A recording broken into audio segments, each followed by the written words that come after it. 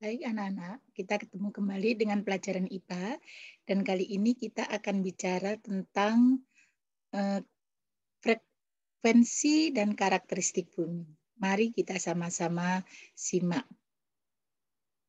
Oke, kita akan bicara tentang frekuensi bunyi. Jadi apa saja yang berpengaruh tentang pada frekuensi bunyi tersebut, ya. Eh, Sehingga bunyi itu bisa terdengar oleh kita atau hewan-hewan yang lainnya. Kita akan pelajari bersama. Berdasarkan frekuensinya, bunyi itu dapat dikelompokkan menjadi 3, yaitu yang pertama adalah infrasonik, yang kedua adalah audiosonik, dan yang ketiga adalah ultrasonik. Nah, sekarang kita bicarakan tentang bunyi infrasonik. Bunyi infrasonik itu bunyi yang memiliki frekuensi kurang dari 20 Hz.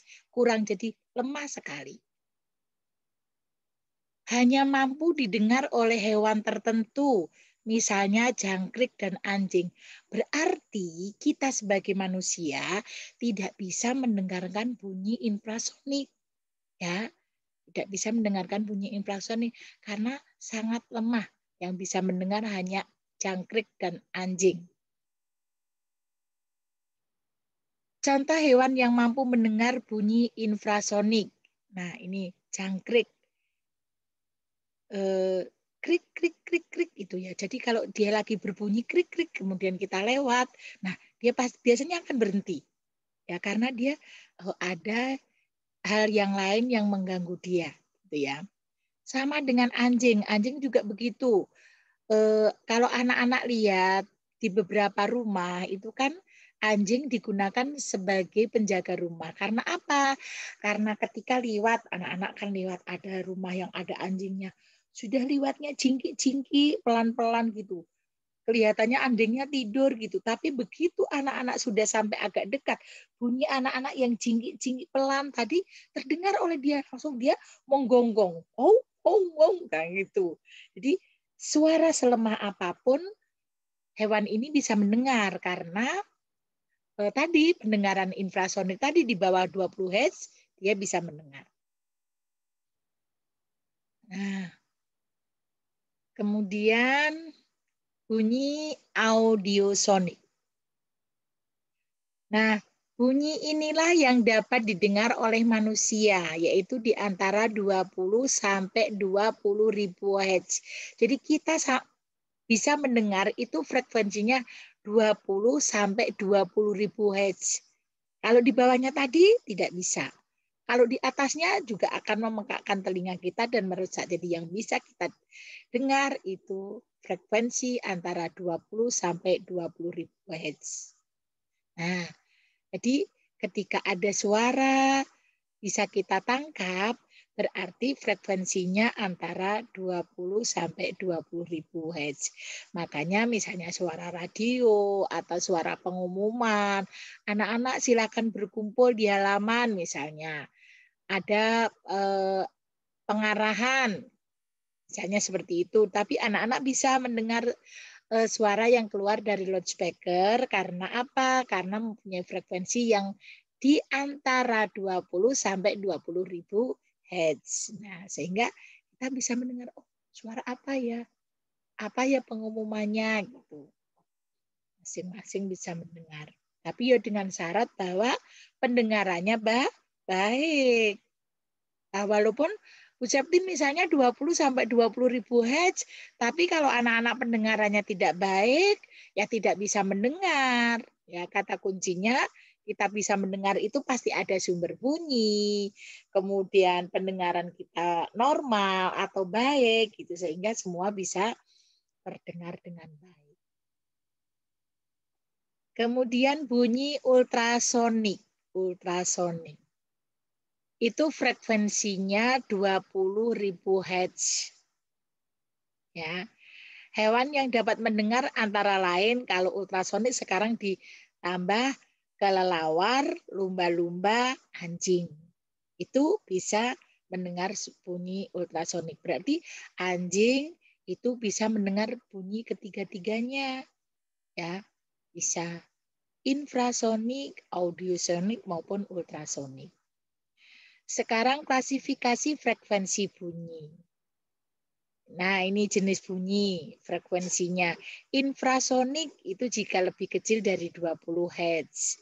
Tadi audio 20 sampai 20.000 Hz yang dapat kita dengar. Ultra di atas 20.000 Hz. Ya.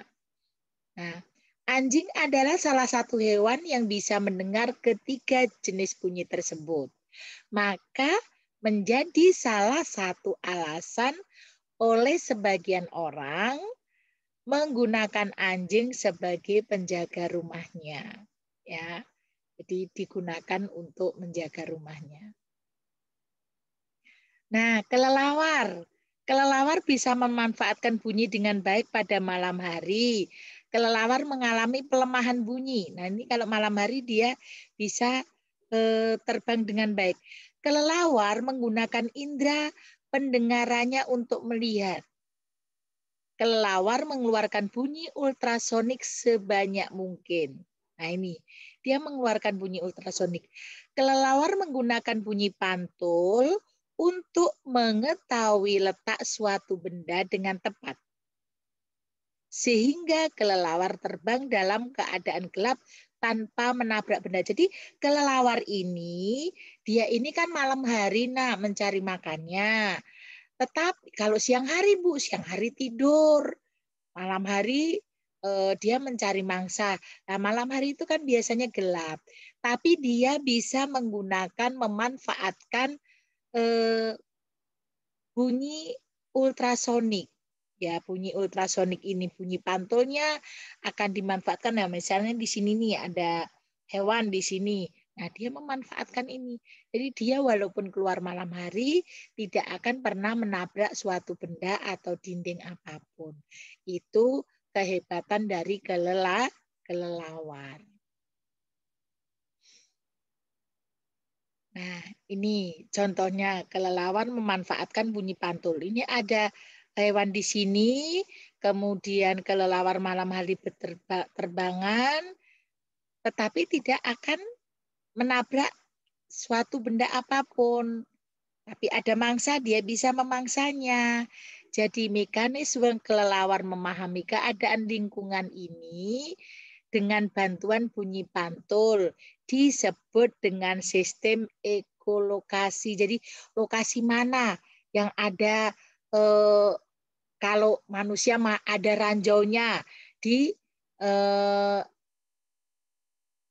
dihindari. Nah, sama dengan kelelawar, di mana yang dia itu nanti ketemu dengan mangsanya. Kalau ketemu mangsanya akan dimangsa, tetapi kalau ketemu dengan hal-hal yang akan membahayakan, misalnya menabrak dinding dan sebagainya, dia sudah punya sinyalnya terlebih dahulu. Ya. Jadi tadi apa? Kalau yang bisa mendengar ketiga-tiganya adalah anjing, infrasonik, audiosonik, ultrasonik. Kalau kelelawar bisa mengeluarkan bunyi audiosonik dari telinganya menggunakan pemanfaatan bunyi pantul, maka disebut dengan ekolokasi. Ya. Baik anak-anak, sampai di sini dulu perjumpaan kita. Salam sukses dan sampai jumpa. Semoga anak-anak selalu sehat dan kita akan ketemu di pertemuan berikutnya. Sampai ketemu kembali.